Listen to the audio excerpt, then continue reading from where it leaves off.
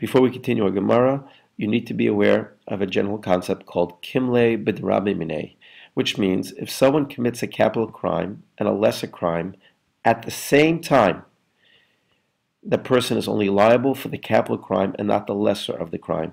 So we only subject the person to the more severe punishment. That is the rule of Kimle B'Drabi Minei. It's a general rule throughout Gemara. Now it's important to remember that we said if a thief tunnels into your house and he breaks a barrel, if the person yesh lo damim, if his blood has value, meaning you're not allowed to kill him, such as the relative, then you're chayiv. Then the thief is chayiv to pay for the barrel. But im ein lo damim, but if the person's life has no value, meaning you would be allowed to kill him, Potter, he's exempt for paying for the chavit. Hopefully you're getting the sense here of Kimle B'Drabi Minei, meaning if someone is liable to be killed, then he doesn't have to pay for the damages that he made. But if a person is not liable to be killed, he would have to pay. Okay. Amar Rav. Rav says, Habab Machteret, a person comes to Machteret, V'notel Kalim, and he takes the vessels, right? He goes into the house and he steals what he wants. The Yotzei, and he goes out. Potter, he's exempt for paying for the items. My taima, why? Bidamim kaninuhu. Through his blood, he acquired the items. Rav said, since the person was a tunneler and he was chayiv to be killed, so therefore, through that action, he acquired the right to the kalim. So therefore, it's very obvious to us that Rav is talking about the part of the Mishnah where the person's blood has no value, and that person would allow to be killed. Simply put, since the burglar was liable to lose his life during the break-in, he's exempt from any monetary obligation to his victim. And therefore, Rav would assert that he may keep the stolen goods. All right, we'll see more later. And now we're going to continue on with the Gemara. Amar Rava. Rava doesn't agree with Rav. And Rava says, Mistavra milsa de Rav b'sheshiber.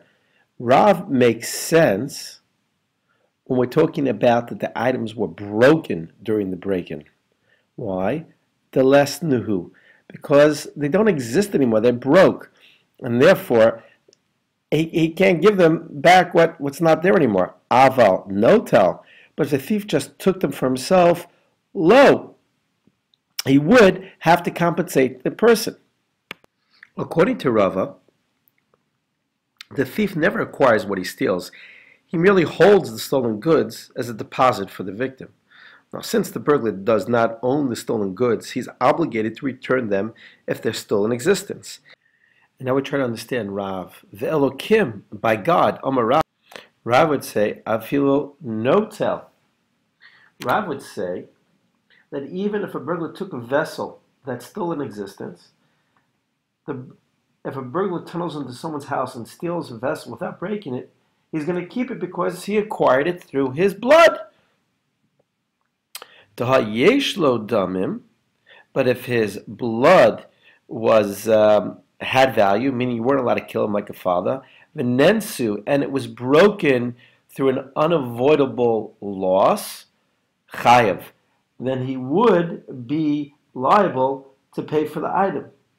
Alma, we see from here, b'rshusei kaimei, that it's within the thief's, the burglar's possession. They become part of the property of the burglar.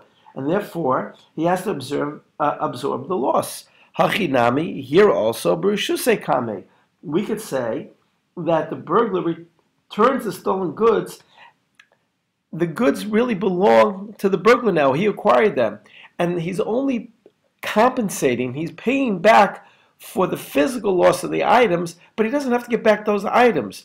So we see that according to Rav, that a thief, when he takes the items from the house, he actually acquires them. Not if only if he broke them, but if he actually even acquired them. Even if he just took them, he acquires them. Rava says, Lohi. I don't think so. Ki akimna, ki akim rachmana b'rshusei. When God put in the hands of the thief the possessions l'inyan onsin, when they were broken through an unavoidable act, that's the only time that God put it into the thief's possession. You own it. If you break it, you own it. And again, you only broke it through an onus, through something that you couldn't avoid. Aval inyan mikne bereshuse demarakame. But if you just took it, right? They still remain bereshuse. They still remain in the rishus of the owner. They still belong to the original owner. And you don't acquire what you steal. Well, now the burglar, in his relationship to the items, midei dahavi ashoel, he's considered a shoel. A shoel is a borrower, and a borrower is responsible for that item, and therefore the thief would have to return it, just like if you borrow any item, you would have to return it. So we see a machloket between Rav and Rava. So to sum up, Rava says that a thief here is like a borrower, and a borrower is held responsible for the article that he borrowed because while it's in his possession, all the benefits of that possession are his, kol hana shelo. Since a thief also intends to keep whatever he stole and to benefit from it, he too is held completely responsible for it. Rav would argue and he would say no. Whoever borrows something accepts responsibility for any accident that might befall it, and this is why he's liable for unavoidable accidents. A burglar, on the other hand, never accepts responsibility for the things he steals. Consequently, the Torah would not make him liable for accidents unless he actually acquires the stolen goods. According to Rav, he does acquire the stolen goods.